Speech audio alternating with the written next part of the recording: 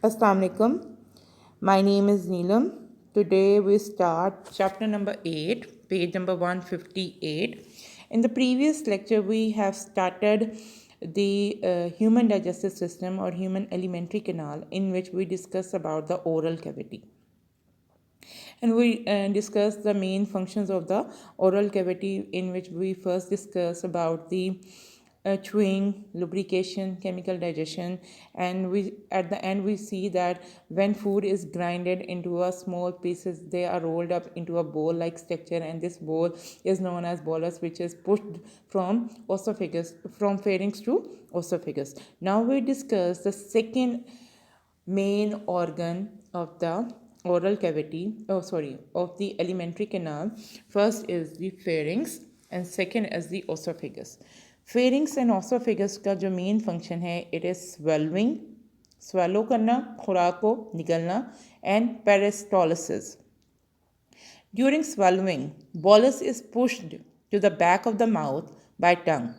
When tongue pushes bolus, the soft palate also moves upward and to rear. In this way, the opening of the nasal cavity is closed. When swallowed, the bolus passes pharynx to enter esophagus. Pharynx has adaptation to prevent the entry of the bolus particle in trachea, windpipe to lungs.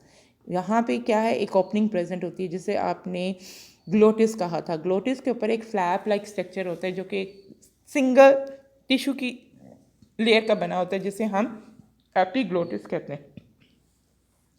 अब जब आप खाना खा रहे होते हैं तो इस टाइम ये एपिग्लोटिस जो है वो उस ओपनिंग को बंद कर देता है, और इस तरह आपकी खुराक के जो पार्टिकल्स हैं, ज़रात हैं, वो ट्रेकिया में एंटर नहीं होते. During swallowing, larynx, the top of trachea, moves upward and forces the epiglottis, a flap of cartilage, into horizontal position. Thus, glottis, that is the opening of trachea, is closed and the beginning of swallowing action is voluntary. But once head reaches the back of the mouth, swallowing become automatic. अब जब आप खाना खा रहे होते हो, मुंह में आप चबा रहे होते हो, तो टंग के थ्रू जब आप निकलते हैं तो वो निकलना आपका वॉलेंट्री एक्शन है, मीन वो आपके कंट्रोल में होता है. तब तक आप उसे मुंह से बाहर भी फेंक सकते हैं और निकल भी सकते हैं. लेकिन जब आपकी खुराक फेरिंग्स से ओसोफेगस में एंटर हो जाती है या आपके माउथ से फेरिंग्स में एंटर हो जाती है, तो ये प्रोसेस जो है वो ऑटोमेटिक होता है, वो आपके अपने कंट्रोल में नहीं होता, और इसको आप इनवॉलेंट्री एक्शन भी कहते हैं. After being swallowed, food entered the tube called esophagus, which connect pharynx to stomach. Neither pharynx nor esophagus contribute to the digestion, and the previous digestive action of saliva continue. अब उन्होंने कहा कि जो आपकी oesophagus और pharynx है, ये सिर्फ खुराक को आपके माउथ से आपके स्टमक तक ट्रांसफ़र करती है, और इसमें ये डाइजेशन के लिहाज से, मेन फूड की डाइजेशन के लिहाज से ये कोई भी काम परफॉर्म नहीं करती. लेकिन जो खुराक की डाइजेशन आपके माउथ में स्टार्ट हुई थी, जो कि सलाइवा की वजह से थी, वो प्रोसेस आपका कंटिन्यू रहता है. Peristalsis moves food from oral cavity to the rectum. अब पेरिस्टोलिसिस जो है, दीज आर द मूवमेंट, ये जो है वो कंट्रैक्शन और रिलैक्सेशन से प्रोड्यूस होती हैं, और इस तरह ये फूड जो है वो इस ट्यूब में से पास होकर आपके स्टमक में जाता है. मतलब पेरिस्टोलिसिस की मदद से आपकी खुराक ओरल कैविटी से आपके रेक्टम तक जाती है. Peristalsis is defined as the waves of contraction and relaxation in the mouth smooth muscles of the alimentary wall. Next और जो है पार्ट आपका एलिमेंट्री कैनाल का, it is stomach and it is on page number 160. Stomach is a dilated part of the alimentary canal. Stomach जो है ये एक dilated part है.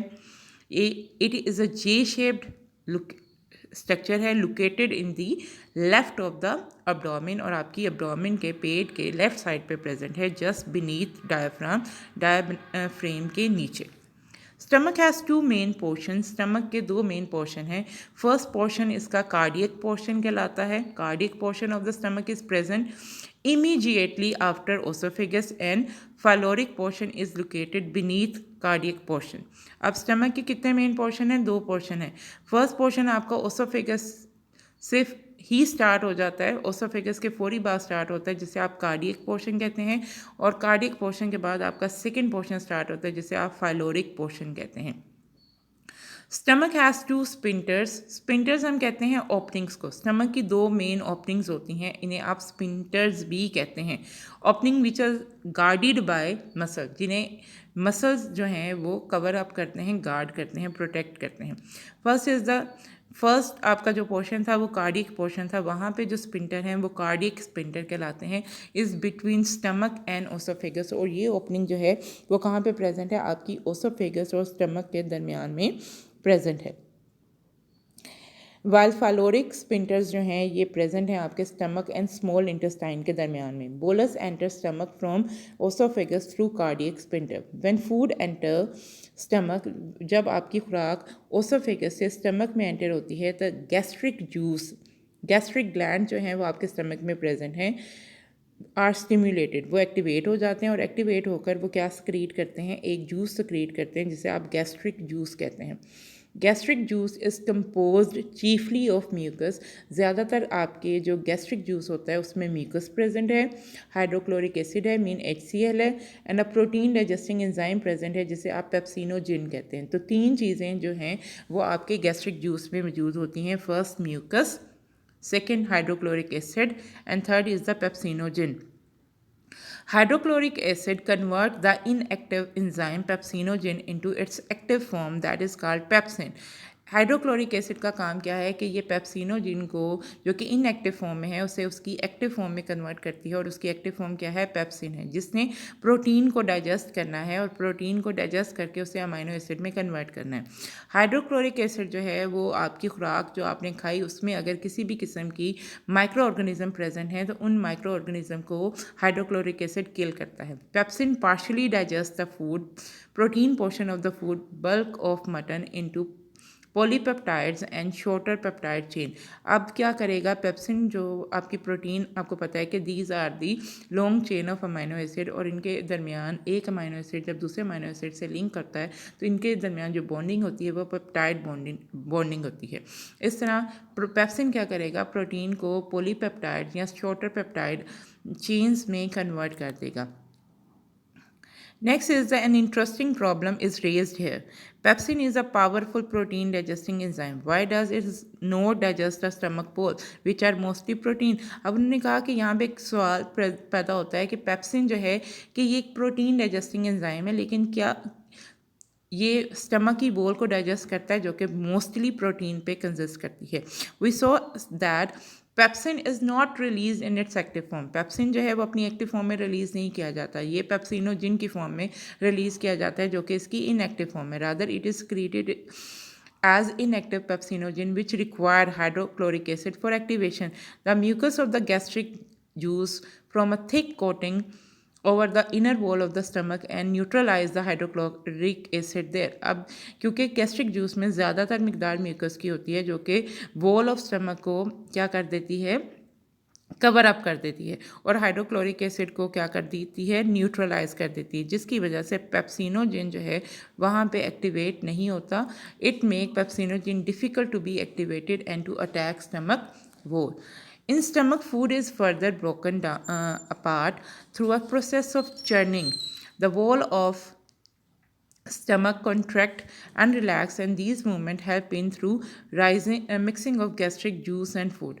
The churning action also produces heat which help to melt the lipid content of the food. अब stomach क्या करता है कि ये फर्दर फूड को चनिंग प्रोसेस मीन ये ग्राइंडिंग का एक प्रोसेस है जिसमें ये फूड को क्या करता है, ब्रोकन डाउन करता है, और स्टमक कॉन्ट्रैक्ट एंड रिलैक्स होता है, और इसकी ये कॉन्ट्रैक्शन और रिलैक्सेशन की मूवमेंट की वजह से जब गैस्ट्रिक जूस फूड के साथ मिक्सअप होता है तो बहुत ज़्यादा क्या प्रोड्यूस होती है, हीट प्रोड्यूस होती है, और जो फूड में आपके लिपिड के पार्टिकल्स मौजूद होते हैं वो भी मेल्ट होना शुरू हो जाते हैं। The stomach the starch in the bite of bread and the pepsin in mutton have been partially digested and the food has been converted to a soup-like mixture called chyme.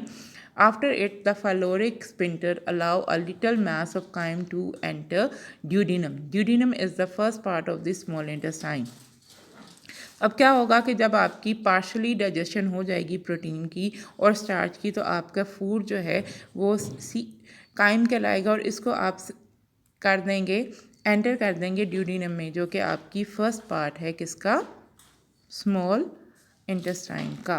तो I hope so कि आपको ये जो topic था जिसमें आज आपने pharynx और ओसोफेगस के बारे में स्टडी किया और स्टमक के बारे में स्टडी किया, ये क्लियर हो गया होगा। अल्लाह हाफ़िज़।